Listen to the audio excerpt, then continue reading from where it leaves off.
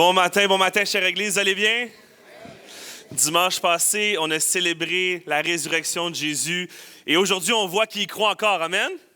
Amen, amen. Content de voir une Église qui est encore remplie, même quand ce n'est pas juste des événements. Gloire à Jésus pour la croissance qu'il a ici au Portail. Alléluia. Et je me présente bien sûr, je m'appelle Simon-Pierre Légaré, je suis pasteur ici au Portail, pasteur de Accès aussi. Et je suis toujours très heureux d'avoir l'opportunité d'apporter la parole et de commencer cette thématique sur les paraboles, justement, qui s'intitule « Les histoires du pays d'en haut ». Et la différence entre notre thématique et la série québécoise, c'est que nous faisons référence à un seul pays d'en haut. On parle ici du ciel, on parle ici du royaume habitant, le seul et unique Dieu de la création. On parle du royaume habitant, ce Dieu qui dirige sur tout avec puissance et autorité. Est-ce qu'il y a un peuple qui le croit ce matin? Alléluia, alléluia. Et notre but sera de traiter les paraboles de façon pragmatique, de façon isolée, ce qui veut dire qu'on ne veut pas faire la théologie complète des paraboles, mais on veut trouver les aspects théologiques dans chacune des paraboles. En gros, on prêche les paraboles. En gros, on va vous parler, on va vous décrire certaines paraboles. Et peut-être que tu te demandes ce matin et tu dis, pourquoi Jésus parlait en paraboles? Pourquoi Jésus voulait et tentait et au final réussissait à parler en parabole? Eh bien, d'une manière ou d'une autre, ça servait à instruire le peuple. Ça servait à parler de choses qui sont au-delà de leur connaissance, de quelque chose qui sont des principes qui étaient divins et des principes qui venaient du ciel et leur parler d'une manière qu'ils pouvaient des fois même réussir à comprendre. Mais aussi, le but des paraboles était d'accomplir des prophéties. Il y en a dans Ésaïe, il y en a même dans Psaume 78 et le texte le cite dans notre texte de Matthieu. Il dit « J'ouvrirai la bouche pour parler en parabole, je proclamerai des choses cachées depuis la création. » Et c'est un psalmiste qui avait écrit ça. Donc le but des paraboles sont aussi d'accomplir ces prophéties-là. Et si tu n'es pas convaincu du principe premier des paraboles, laisse-moi te parler de la fois où que moi, je n'ai pas parlé en parabole. J'étais plus jeune, j'avais quoi, je pense 7-8 ans, peut-être maximum 9. Et je revenais d'une réunion du dimanche du ministère des Enfants et rempli de foi, alors que les enseignants du ministère des Enfants nous disaient à quel point c'est important aussi de partager notre foi, de partager notre foi à nos amis. Et là, moi, j'arrive, je suis assis devant chez moi et on a tous ces amis de rue. Ça vous rappelle quelque chose, ces amis de rue? Tu sais, ces personnes que tu n'as pas choisies, ils sont juste dans ta rue, fait que tu t'arranges pour faire avec. Hein? Et il y avait cet ami de ma rue qui vient me voir. Et là, moi, je suis assis sur mes escaliers avec ma Bible. Ma petite Bible, ma première Bible. Et là, mon ami vient me voir et me demande un peu, c'est un peu curieux, c'est quoi que tu lis en ce moment? Fait que là, je lui explique que c'est la Bible. Et là, moi, je pense à ce que j'ai entendu au ministère des Enfants le matin. Je dis, il faut que je parle de ma foi. Il faut que je sois vrai. Je ne dois pas diluer l'Évangile. Oui, on avait des enseignements de qualité. Et là, il me demande, il dit, qu'est-ce que la Bible dit? C'est quoi que ce livre-là dit? Et moi, avec aucun tact, ne parlant ni en parabole, ni avec sagesse, je lui dis, est-ce que tu crois en Jésus? Il me dit, non, pas vraiment. Alors, tu vas en enfer. Donc maintenant, comprends à quel point les paraboles étaient importantes pour faire passer cette vérité-là et la faire comprendre. Faisons confiance que Jésus savait ce qu'il faisait. Si Jésus avait décidé de parler en parabole, c'est qu'il a déterminé que c'était la façon pour communiquer. Même si les gens ne savaient peut-être pas ou ne comprenaient pas grand-chose. Et on oublie que la seule raison que nous, aujourd'hui, on peut comprendre les paraboles, c'est qu'on a l'histoire complète. On a l'Ancien, on a le Nouveau Testament, on a même l'opportunité d'avoir des enseignants qui viennent ici et qui l'interprètent pour nous. On a terminé la série.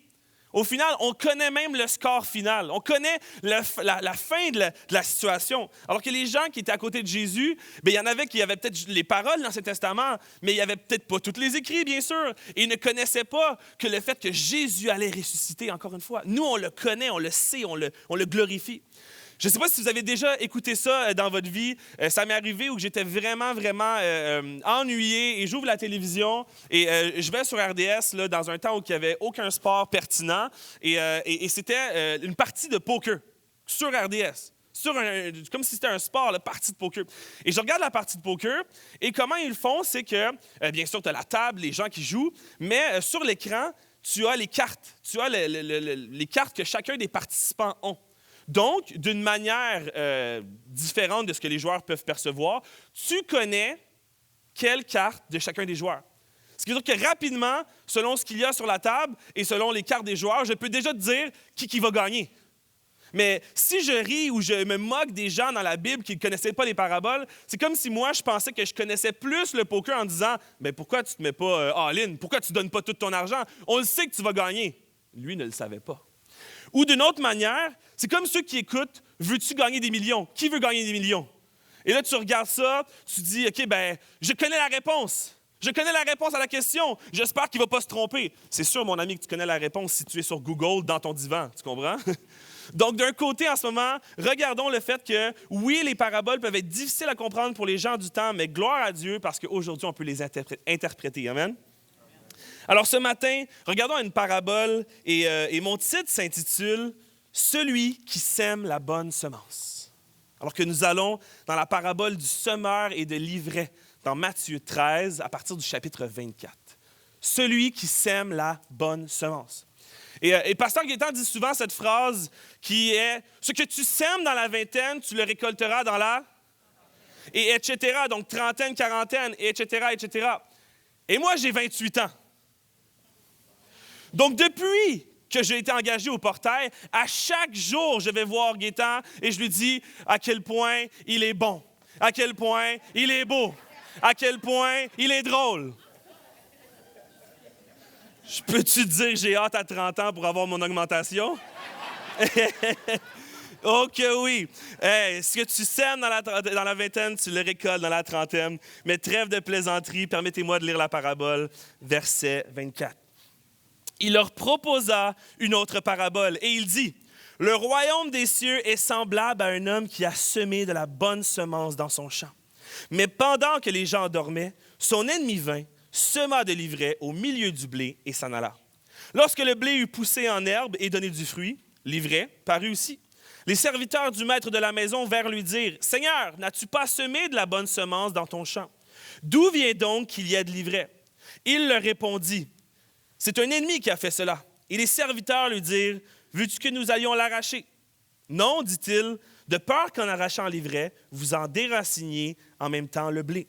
Laissez croître ensemble l'un et l'autre jusqu'à la moisson, et à l'époque de la moisson, je dirai au moissonneur, arrachez d'abord l'ivraie et liez-la en gerbe pour la brûler, mais amassez le blé dans mon grenier. » Et en passant, juste te rappeler une chose, lorsque nous prêchons le matin, nous voulons toujours apporter des points de vue, des aspects qui sont théologiques. Ce qui veut dire que cette parabole-là, où ce qu'on parle du bon qui sème de la bonne semence et du mauvais qui sème de la mauvaise semence, n'est pas un argument pour approuver ton choix politique.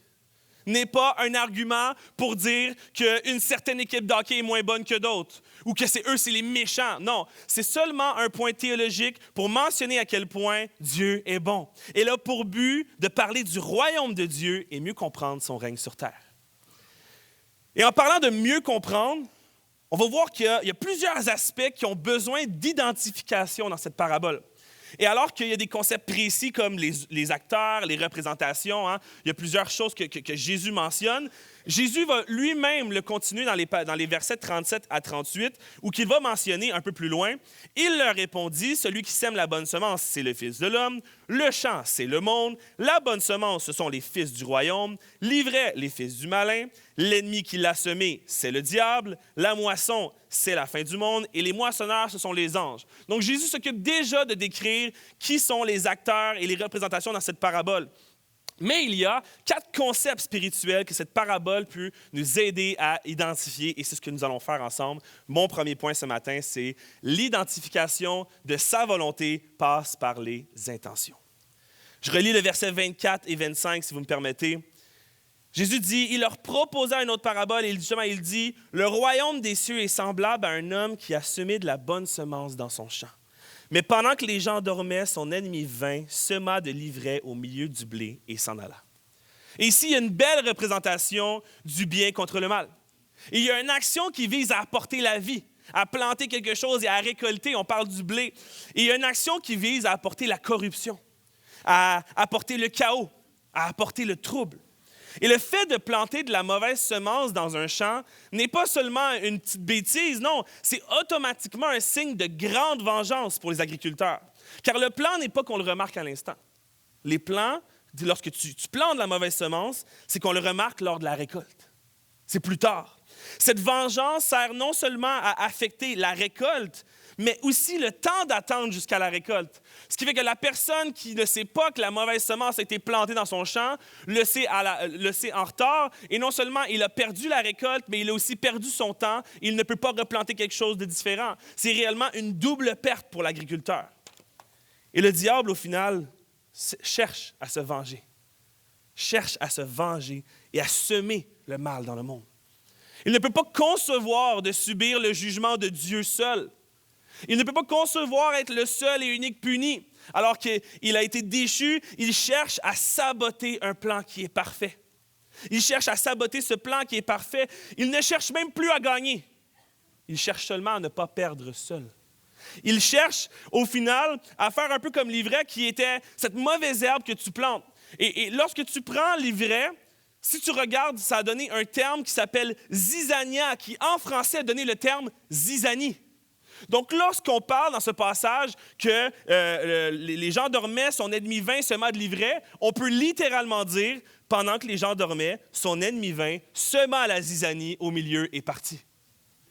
Littéralement ici, on a l'ennemi qui cherche à semer la zizanie dans le monde, cherche à semer la zizanie dans ce que Jésus a planté. Et ici, on ne parle pas de petites bisbilles inoffensives. On a toutes ces personnes dans nos cercles d'amis qui aiment causer le trouble, mais de façon inoffensive, ou même qui cherchent à te taquiner d'une manière rigolote. On ne parle pas de ça ici, non. On parle ici d'un ennemi qui cherche à apporter le chaos dans le monde. La zizanie, c'est le fait d'apporter la mésentente, la discorde et la désunion. Donc oui, ce matin, j'ai une mauvaise nouvelle à t'annoncer. La mauvaise nouvelle à t'annoncer, c'est que si tu aimes Jésus et que tu cherches à le servir et à le glorifier, malheureusement, tu as une cible dans le dos. Si tu cherches à élever le nom de Jésus, l'ennemi cherchera à te rabaisser toi. Il veut te faire taire. Pourquoi? Car tu annonces la plus belle des nouvelles qu'il veut sauver des vies et lui, il ne veut juste pas être seul à perdre. Il veut amener le plus de monde avec lui. Tu as un ennemi qui travaille fort pour te décourager, te désunir de la bonté et de l'amour de Dieu. Ça part sur ce matin quand tu t'es levé et que tu n'avais pas le goût de venir. Et ça continue sur ce soir lorsque tu auras une chicane avec quelqu'un de tes proches. Il cherche la désunion. Il s'attaquera aux couples, aux familles, à ceux qui sont unis, qui témoignent de Jésus. Il utilisera ses mensonges pour te tenter et la culpabilité pour te tenir à l'écart du pardon de Dieu. Et lorsque tu crois que tu es loin de Dieu, rappelle-toi que ce n'est jamais lui qui a bougé. C'est toujours le mensonge de l'ennemi qui t'apporte à croire que tu es trop loin. Ça ressemble un peu à moi quand j'étais plus jeune et que je jouais à un jeu d'automobile. N'importe quel jeu d'automobile, c'était le même concept. J'étais vraiment mauvais perdant. Et lorsque je prenais un accident dans le jeu d'automobile et que je savais qu'il était impossible que je gagne la course, je commençais à saboter la course des autres. Je me mettais à contre-courant, contre-sens, et je me disais, mon but, c'est de rentrer dans le plus d'autos possible. Comme ça, si moi j'ai perdu, je vais pouvoir causer la perte d'autres personnes. Oui, je suis rendu pasteur. Dieu a fait un travail dans ma vie. Alléluia. Amen. Mais c'était ma mentalité. Ou bien même cette mentalité ou ce classique que peut-être que vous connaissez, que vous avez peut-être même fait vous dans votre vie, où l'enfant qui perd à Monopoly et qui se dit « si j'ai perdu, la game est finie » et qui flippe le board et qui... Il dit, flip le board, oui, c'est français, OK. Qui revire le plateau de jeu. Ah, c'est mieux ça. Revire le plateau de jeu et qui se dit, la partie est finie. Alors oui, considère qu'il y a réellement un ennemi qui travaille contre toi. Mais là où il y a la mauvaise nouvelle de la mort, il y a la bonne nouvelle de la vie. Amen. Alléluia.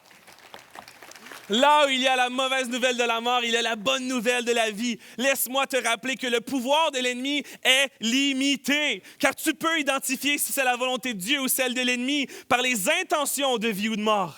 Tu peux savoir que c'est le diable quand l'opportunité t'apporte à t'éloigner de Dieu, mais savoir que ça vient de Dieu quand l'opportunité t'apporte à le glorifier. Le pouvoir de la mort est limité. Il est limité car il a un contrôle sur la semence, mais n'a aucun contrôle sur la récolte. L'ennemi a un contrôle sur la semence. Il est capable de planter le livret, mais il n'est pas capable de récolter et d'affecter le blé au final.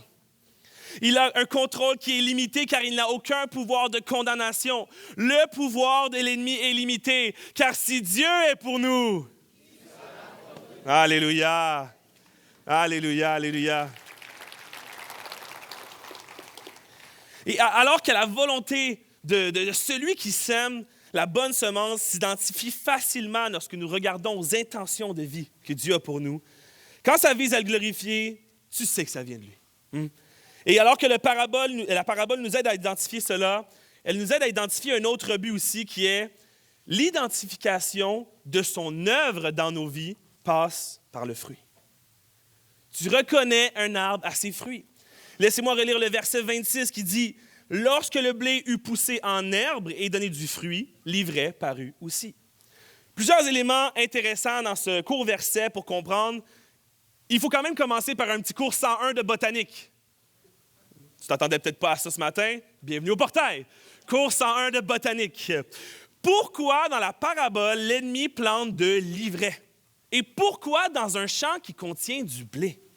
Bien, numéro 1, car l'ivraie à première vue ressemble au blé. C'est quasiment identique. Elle a la même apparence, mais elle est toxique.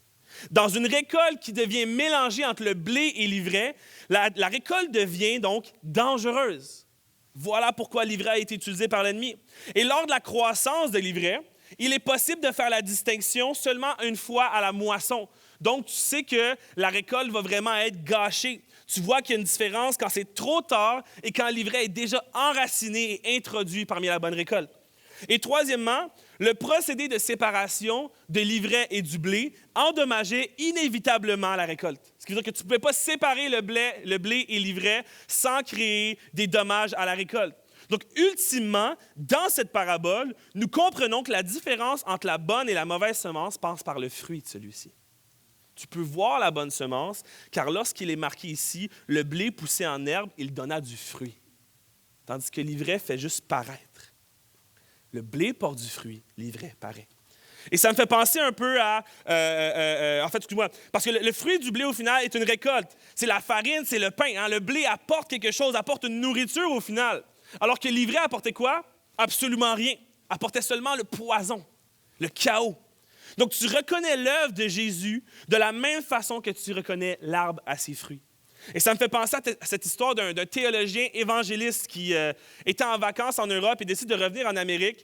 Et c'était pendant la fin de semaine de Pâques. Donc, il revient en Amérique le samedi, donc entre le vendredi saint et le dimanche de Pâques. Et il est dans le bateau, il a sa Bible avec lui. Et clairement, ça paraît avec sa Bible, tout ça. Je pense qu'il y a même des louanges qui jouent. Et ça paraît qu'il est croyant. Et tu as des étudiants qui sont assis à côté, qui prennent le même bateau pour revenir. Et qui, eux, ne sont clairement pas croyants et qui se disent « Comment on peut faire pour moquer cet homme? » Donc, il essaie, il pense, il se dit « Quelle phrase que je peux leur dire? Quelle phrase que je peux leur mentionner à ce théologien évangéliste pour être sûr de le déstabiliser? » Donc, ils pensent et finalement, ils disent « Bien, si on est vendredi saint, on va se moquer en étant sarcastique. » Et ils disent « Monsieur théologien, est-ce que vous avez appris la nouvelle? » Il répond « Bien, quelle nouvelle? » Bien, la nouvelle que, selon vos dires, le diable est mort. Et là, le théologien, il dit, dans sa tête, oui, le diable est mort, le diable a été vaincu à la croix, mais il comprend qu'il se fait niaiser. Donc, qu'est-ce qu'il fait? C'est qu'il garde la même attitude et dit, « Oh non, excusez-moi, mes condoléances. » Les étudiants disent, « De quoi, mes condoléances? » Il dit, « Bien, si le Satan, si le diable est mort, vous êtes rendu orphelin. » Mes frères et mes sœurs, le fruit que nous portons en tant que chrétiens démontre l'œuvre de Dieu dans nos vies, démontre le sacrifice de Jésus et vient authentifier la transformation intérieure qu'il y a eu par le Saint-Esprit. Ce même fruit confirme notre place dans le livre de vie et dans la sainte et grande famille de Dieu, du fait que lorsque Jésus est mort, la différence, c'est que lorsque Jésus est mort, nous n'étions pas orphelins, mais en attente de la promesse de ne plus jamais l'être. Lorsque Jésus est mort, ce n'est pas la mort qui a gagné, c'est de savoir que nous ne serons plus jamais orphelins, car nous serons officiellement enfants de Dieu et appartenons à la grande et famille de Dieu. Alléluia. Amen. Gloire à Jésus. Et à travers ça, lorsqu'on regarde le blé et l'ivraie, il y a quand même une mauvaise nouvelle, à savoir que dans tous les cas, au début, les deux se ressemblent. Ce qui veut dire qu'avant qu'il y ait une transformation de Jésus dans ta vie, tu ressembles à cette ivraie, tu ressembles à ce blé. Et il n'y a pas de distinction, c'est seulement lorsque ça porte du fruit. Et tous ont péché et méritent la mort, toi et moi. Mais la bonne nouvelle, c'est de comprendre que nous croyons en celui qui a vaincu le péché, qui a vaincu la mort, et que nous puissions espérer la vie. Alors que nous l'avons célébré sa victoire dimanche passé à la croix, non seulement à Pâques nous pouvons le faire, mais nous pouvons le faire à chaque instant. Est-ce qu'il y a un peuple qui le croit ce matin? Alléluia. Alléluia. Et tout cela, la gestion de la récolte, etc., fait partie d'une planification et d'une gestion qui est totalement parfaite. Totalement parfaite, car le plan de Dieu a non seulement été accompli d'une manière prophétique, mais a été décidé depuis le début des temps. Et aujourd'hui, il continue d'agir et de fonctionner en 2025. Alors que plusieurs personnes ont l'impression que Jésus est réellement mort, qu'il n'y a rien qui se passe. Ici au portail, il y a 2000 personnes qui se réunissent un dimanche de Pâques. Si quelqu'un vient me dire que le christianisme est mort, faites juste regarder nos vidéos. Faites juste regarder nos vidéos. Jésus est vivant et les gens y croient. Alléluia. Et ça apporte à mon troisième point, qui est l'identification de son plan parfait passe par la foi. Si tu veux identifier le plan parfait de Dieu, si tu veux comprendre le plan parfait de Dieu, à un certain point, il faut la foi. Il faut juste croire. Et c'est pas tout le temps facile de comprendre le plan de Dieu. Hein? Je pense pas que je suis seul des fois à être dans des situations que je ne comprends pas ce qui se passe. Et je ne comprends pas comment mon Dieu agit. Et tu sais, même de réaliser que certaines choses arrivent dans le monde, arrivent dans nos vies, que ça semble arriver sans aucune explication. Pourquoi Dieu permet ça? Pourquoi Dieu permet ça dans ma vie? En moi qui est chrétien, qui vient à l'Église, qui prend du temps dans la parole. Parce que mes œuvres n'affectent pas mon salut, n'affectent pas ce que Dieu fait. Dieu n'est pas affecté par moi, il est celui qui est. Ou même, des fois, on a, peut-être pas vous, là, mais des fois, on a l'audace de croire que c'est injuste. Ou même de croire que nous aurions fait les choses d'une meilleure façon. Mais ça, c'est pas vous, right? C'est ça? Vous croyez 100% en Dieu. Alléluia. Moi, des fois, ça m'arrive de croire que j'aurais fait ça d'une meilleure façon. Mais au final, nous n'avons pas la recette, ni les capacités culinaires. On ne connaît même pas tous les ingrédients. Et on croit réellement que notre plat goûtera meilleur que celui de Dieu. On n'a même pas le plan de match, ni les aptitudes. Et on ne connaît même pas tous les joueurs de l'équipe. Et on croit que notre stratégie sera plus efficace. À travers cela, nous voulons tout comprendre, même au risque d'être frustrés lorsque ça n'arrive pas, en se disant « Seigneur, comment ça se fait? » Mais lorsque tu regardes la parabole, les serviteurs ne comprenaient pas non plus. Parce que Jésus parle d'une parabole et les serviteurs viennent voir le maître qui viennent de... En fait, ils voient qu'il y a de l'ivraie qui a poussé et les serviteurs du maître vont voir et disent « Bien, tu veux qu'on aille l'arracher, right? Il y a du blé et il y a de l'ivraie. Il y a une bonne semence, il y a une mauvaise semence. Donc Dieu, tu veux qu'on aille... Le maître, tu veux qu'on aille l'arracher, right? C'est normal, on va aller faire ça. C'était une question qui était rhétorique. C'est comme si tu me disais aujourd'hui, qu'est-ce qui est mieux, le bien ou le mal dans le monde? Je vais te dire le bien. Donc moi, dans ma tête, s'il y a du mal, Dieu, tu vas l'enlever. Mais rappelons-nous ceci. Peu importe la situation dans ta vie, peu importe la situation dans le monde, si Dieu permet que cela arrive, c'est qu'il trouvera un moyen de se glorifier à travers ceci. Si Dieu permet que tu vives une situation qui t'apporte de la tristesse ou même de la colère, c'est parce qu'il y a un moyen de se glorifier à travers ceci. Si Dieu permet qu'il y ait du mal dans le monde, c'est qu'au final, le mal ne dominera pas, c'est Dieu qui sera souverain. Il n'y a pas ce principe que si le mal existe, Dieu n'est pas. Non, le mal existe et il est en laisse. Et Dieu contrôle cette laisse. Il n'agit peut-être pas de la manière que tu aimerais, mais il agit. Il n'agit peut-être pas de la manière que tu aimerais, mais il agit. Il n'est pas un Dieu qui est passif, il est actif dans nos vies. Et c'est pourquoi l'identification de son plan parfait passe par la foi. Car un jour, la logique sera partie. Un jour, le gros bon sens sera parti. Un jour, la pensée publique, la pensée populaire sera partie. Qu'est-ce qu'il te restera autre que la foi envers ce Créateur de l'univers? Et cette foi, rappelle-toi une chose, cette foi te fera passer à travers les intempéries. Pas parce que ta foi est forte, mais parce que l'objet de ta foi est puissante. Alléluia. Et ne sois pas comme cet homme qui était perdu dans le désert pendant 3 jours et qui finalement sort et raconte l'histoire de sa sortie à ses amis. Et l'homme n'est pas chrétien, mais ses amis sont chrétiens, ils sont très croyants et sont vraiment évangéliques, etc. Et il lui demande, qu'est-ce qui s'est passé? Comment as-tu réussi à sortir du désert? Et l'homme dit, les 2 premières journées, ça a vraiment été difficile. J'essayais de trouver de la nourriture, de l'eau, et c'était vraiment difficile. Et la 3e journée, je n'étais plus capable. Donc, je me suis mis à genoux et j'ai commencé à prier. Et là, les amis, ils sont contents, ils se disent, OK, mais peut-être que Dieu s'est révélé. Donc, ils lui demandent, est-ce que ta prière a été accomplie? Et l'homme répond, non, Dieu n'a rien fait. J'ai même pas eu le temps de finir qu'il y a un explorateur qui est passé qui m'a montré la voie. Ne sois pas comme cet homme qui a vécu Dieu, qui a Dieu devant lui et qui n'a pas foi. Je ne te présente pas quelque chose qui n'est pas vivant. Je ne te présente pas quelque chose qui n'est pas réel. Je te présente un Dieu qui a réellement vécu, qui s'est fait chair pour revenir sur terre, qui est mort et ressuscité et qui peut déterminer que tu auras la vie éternelle. C'est ce Dieu que je te présente, c'est ce Jésus que je te présente. Et alors, dans cette situation-là, que l'homme a l'impression que Dieu n'est pas en contrôle et que ce n'est pas lui parce qu'il n'avait pas eu le temps de finir sa prière, sachons et comprenons que si Dieu n'est pas en contrôle de tout, il est en contrôle de rien du tout. Si Dieu n'est pas en contrôle de tout, il est en contrôle de rien du tout. Et comme la parabole indique la patience de l'homme, l'homme il dit non, attendez, on va attendre à la récolte. Lorsque cette parabole indique la patience de l'homme qui laisse la mauvaise herbe pousser, comme Dieu est en contrôle même s'il y a du mal dans le monde. Et tout le monde sait que l'eau et l'huile ne réussissent pas à se mélanger. On est d'accord? Bon, qu'il n'y aura pas de cours 101 de chimie. On est correct. Mais on sait une chose, c'est que si je verse 100 ml d'huile dans 100 ml d'eau, ça ne va pas être une séparation qui va prendre littéralement 1 milliseconde. Il faut que j'attende un certain point pour que les deux puissent se séparer. Ce qui veut dire que lorsque, ici, il y a le blé et l'ivraie, l'homme est en train de dire « attendons un peu, et lorsqu'il y aura vraiment la différence et la nuance, je ferai la séparation ».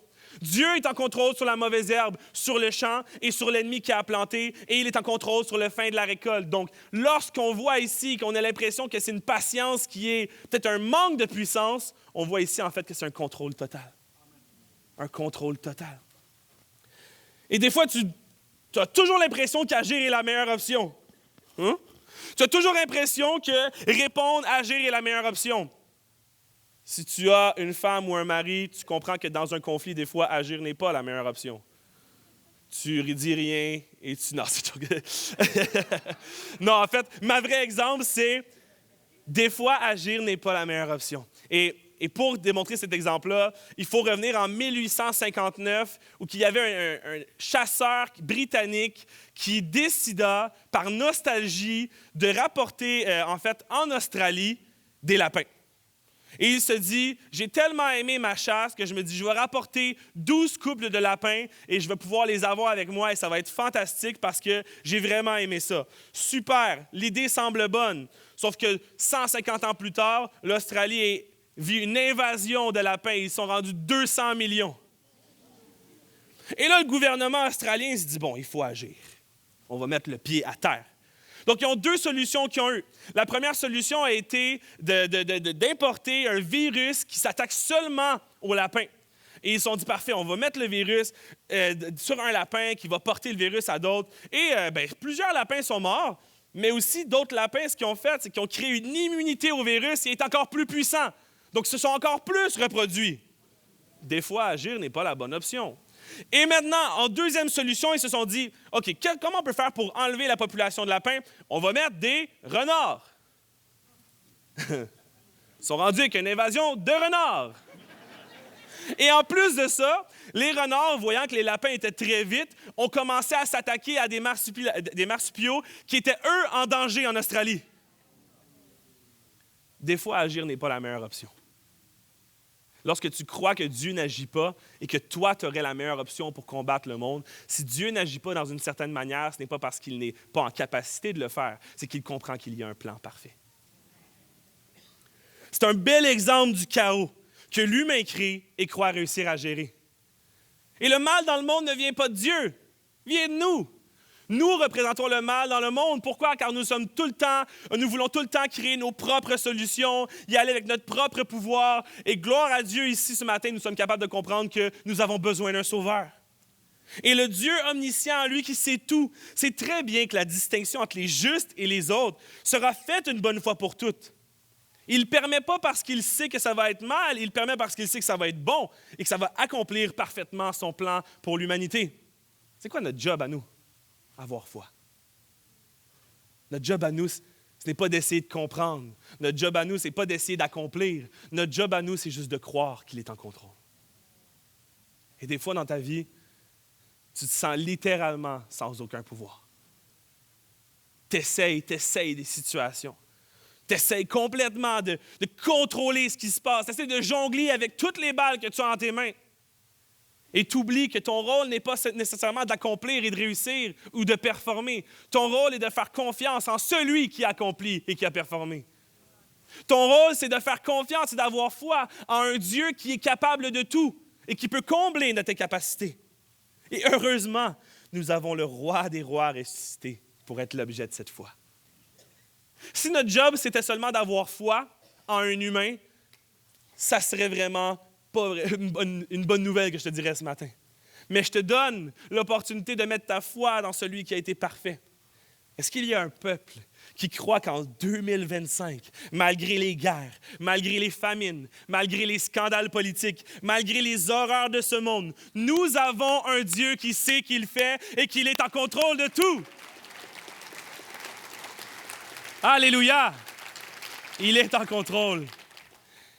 Et si tu doutes, ce qui est normal, ça arrive de douter, sache qu'il a quand même confirmé son contrôle en nous indiquant qu'il y aurait une justice divine, que le mal ne serait pas impuni.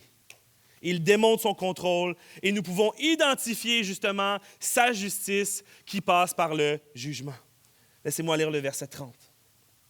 « Laissez croître ensemble l'un et l'autre jusqu'à la moisson, et à l'époque de la moisson, je dirai au moissonneur, arrachez d'abord l'ivraie et liez-la en gerbe pour la brûler, mais amassez le blé dans mon grenier. » Et on sait ici que la parabole fait référence à ce moment précis, au jour du jugement. Et à travers le jugement de Dieu, il y a sa justice, sa puissance qui en découle. Si l'on revient un peu dans notre cours de botanique, tu pensais avoir fini, hein? On se rappelle que le procédé de séparation du blé et de l'ivraie endommageait la récolte. On s'en rappelle? Yes, OK, vous écoutez, cool. On comprend que ce procédé-là endommage la récolte. Mais Jésus mentionne dans sa parabole que la finalité reste quand même la séparation du blé et de l'ivraie.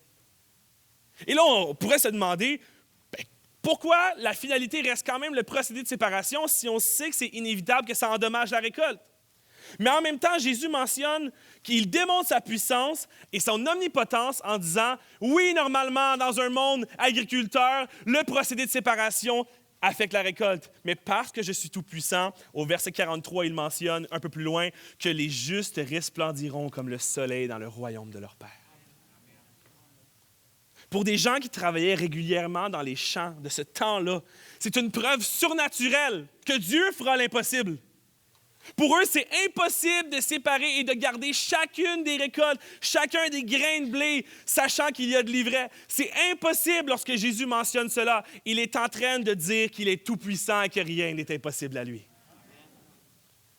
Et d'un autre côté, il démontre sa toute-puissance d'une façon incroyable, parce qu'il dit que le principe de retirer l'ivraie, donc le mal, passe en premier. Il dit « retirez d'abord l'ivraie et ensuite le blé ». Et c'est littéralement, encore une fois, l'inverse de la pensée populaire. Prenons un exemple. N'importe qui de vous, vous voyez devant vous une cage, et dans cette cage, il y a un petit bébé. Il n'y a même pas de « ah », un petit bébé. Ah, OK. Un petit bébé tout doux. Un petit bébé sans défense. Un petit bébé naissant. Et vous regardez à droite, et il y a un lion affamé. Un lion avec les griffes acérées, qui a faim, tu vois, qui attend juste de bondir. Qui tu enlèves de la cage? tu enlèves le bébé. Tu enlèves le bébé rapidement, tu prends le bébé et si tu as l'opportunité de le faire, tu l'enlèves le plus vite possible. Pourquoi? Car le méchant dans l'histoire est plus fort que toi. Jésus, dans sa parabole, mentionne que l'ivraie sera enlevée en premier. Le lion affamé sera enlevé en premier. Pourquoi? Il n'a même pas besoin de protéger le bébé en l'enlevant lui. Il est plus fort que ce lion affamé. Il est plus fort que cet ennemi aux griffes acérées. Jésus est en train de démontrer qu'il enlèvera le mal dans le monde une fois pour toutes. Il démontre sa toute-puissance en disant qu'il n'a pas besoin de seulement protéger le bien, mais qu'il éradiera le mal. Et cette parabole fait tellement du bien car elle commence avec un point focal super déplaisant, d'une situation de vengeance, d'une situation d'un champ qui est corrompu, d'un monde qui aspire au mal, d'un monde qui aspire à la désunion, à la désentente, mais fait littéralement un pivot vers un futur jugement juste de Dieu, qui pour nous, chrétiens, apporte l'espérance d'un verdict parfait. Apporte l'espérance qu'un jour, l'ennemi vivra ce qu'il a mérité et que nous allons vivre ce que nous n'avons pas mérité. Si tu as mis ta foi en Jésus et qu'il est Seigneur et Sauveur de ta vie, le jour du jugement n'est pas un jour de crainte. Le jour du jugement n'est pas un jour de peur. Si tu as mis ta foi en Jésus, qu'il est Seigneur et Sauveur de ta vie, il ne va pas t'arracher comme l'ivraie, il va te préserver comme le blé. Il sera pour toi un jour de joie, un jour d'espérance, un jour qui démontre et qui accomplit la promesse que Jésus a faite en étant racheté à la croix, la promesse de ta vie éternelle. Elle est un jour nouveau, un jour parfait. Celui qui rend cela possible, c'est Jésus. Jésus, le Fils de Dieu. Jésus, le Fils de l'homme. Et si nous revenons à notre titre ce matin, qui était « Celui qui sème la bonne semence ». Mais mon 5e point et mon dernier point, alors que j'appelle les musiciens, c'est celui qui sème la bonne semence, c'est le Fils de l'homme. Lisons versets 36 et 37 ensemble. Je fais un bond un peu plus loin. Alors il laissa les foules et entra dans la maison. Ses disciples s'approchèrent de lui et dirent « Explique-nous la parabole de l'ivraie du champ. » Il leur répondit « Celui qui sème la bonne semence, c'est le Fils de l'homme. » Pourquoi Jésus utilise le Fils de l'homme? Pourquoi pas le titre Messie, le titre messianique? Pourquoi pas le titre du Sauveur? Alors qu'on parle même du jugement. Pourquoi il n'utilise pas le titre de Fils de Dieu? Pourquoi le titre de Fils de l'homme? Car le terme « Fils de l'homme » est un terme qui peut décrire l'autorité de Jésus au jour du jugement. Le terme « Fils de l'homme » peut faire même une référence à Daniel, chapitre 7, verset 13-14. Et je vous lis, qui disait « Je regardais pendant mes visions nocturnes, alors que Daniel avait une vision, et voici que sur les nuées du ciel arriva comme un fils d'homme. Il s'avança vers l'Ancien des jours, et on le fit rapprocher de lui. On lui donna la domination, l'honneur et la royauté. Et tous les peuples, les nations et les hommes de toute langue le servirent. Sa domination est une domination éternelle qui ne passera pas et sa royauté ne sera jamais détruite. » De la même manière que l'autorité, la souveraineté, la royauté, l'honneur revenaient au Fils de l'homme dans la vision de Daniel, de la même manière que Jésus se procure les mêmes choses pour le jugement ultime.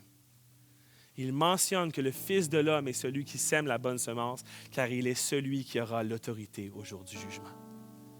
Il est celui que lorsque tu te présenteras devant Dieu, fera pencher la balance dans son camp.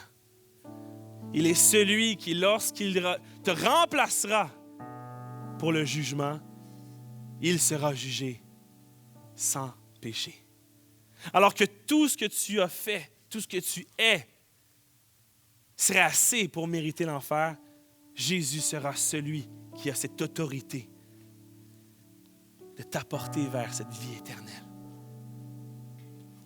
Au final, celui qui sème la bonne semence, c'est le Fils de l'homme.